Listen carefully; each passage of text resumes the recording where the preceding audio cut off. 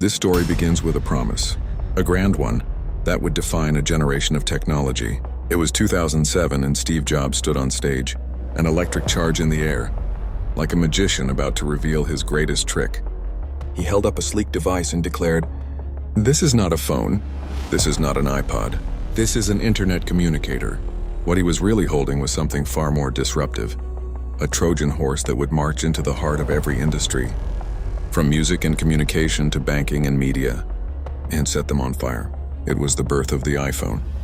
But more importantly, it was the final, triumphant act of a brand that had, for decades, been an underdog, a rebel, a phoenix repeatedly rising from the ashes of its own failures.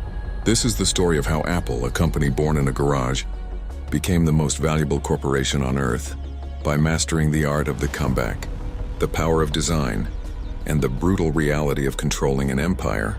This is the definitive story of Apple and the hidden costs of its unparalleled success. Our story starts in 1976 in Los Altos, California. Steve Wozniak, the engineering genius, and Steve Jobs, the marketing visionary, built their first machine, the Apple I, out of Jobs' family garage. Alongside them was a lesser-known third partner, Ronald Wayne. The Apple II, launched in 1977, was a revolution. It was the first mass-market personal computer with color graphics. But what really drove its success was VisiCalc, the world's first spreadsheet program. For the first time, businesses and schools saw personal computers as essential tools. By 1980, Apple's IPO created more instant millionaires than any offering in U.S. history. The two Steves, once tinkering on circuit boards in a garage, had become titans. But success can be a dangerous teacher. In 1983, Jobs convinced PepsiCo's John Scully to become CEO with his now famous pitch. "Do you want to sell sugar water for the rest of your life? Or do you want to come with me and change the world?" A year later came the Macintosh, introduced with the legendary 1984 Super Bowl commercial directed by Ridley Scott. It promised to shatter IBM's dominance. The Mac was a marvel of design and marketing, but its steep $2,595 price and limited software meant it struggled in sales. Inside Apple, tensions grew between Jobs, the uncompromising artist, and Scully, the corporate leader. In 1985, the board sided with Scully. Steve Jobs, the founder, was forced out of his own company. The next decade nearly destroyed Apple. The Newton message pad was clunky. Expensive computers underperformed. By the mid-1990s, Apple's stock had collapsed to under 5 times. Magazine described it as beleaguered Apple, and analysts openly wrote its obituary. Apple's story is not just about products. It is also about control.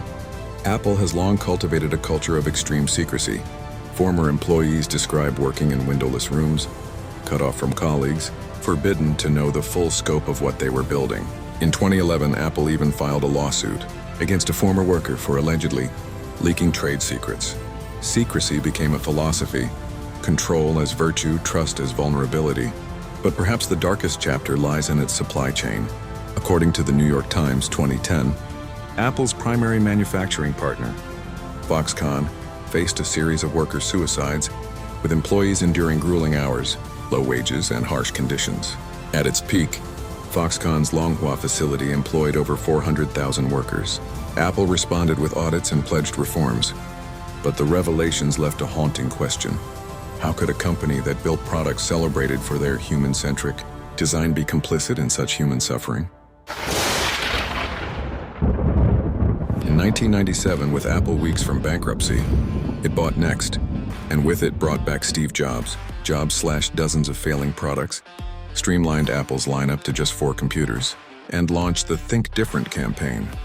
Black and white ads of Einstein, Gandhi, and Martin Luther King Jr. reminded the world of Apple's identity, not just a computer company, but a rebel.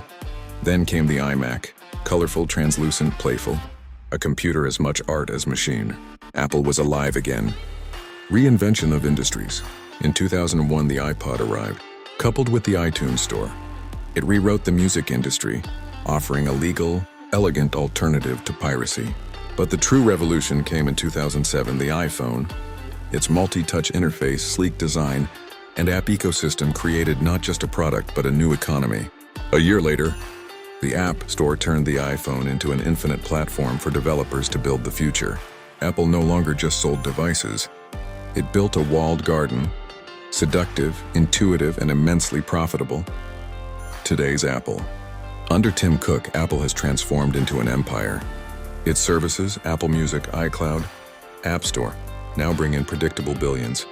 Its products, from AirPods to Apple Watch, are stitched into our daily lives. As of 2023, Bloomberg reports Apple's cash reserves exceed the GDP of many small nations. With a market capitalization over $2.7 trillion, it is the most valuable company on Earth. But critics argue this dominance comes at a cost. Apple faces antitrust lawsuits, accusations of monopolistic practices, and scrutiny over its tax structure. The paradox. Apple taught the world to think different, yet today, it operates with a level of control few companies in history have ever held. Its genius lies in perfection. Its weakness lies in the compromises hidden behind that perfection. So the final question remains, does the relentless pursuit of absolute control come at the cost of human imperfection?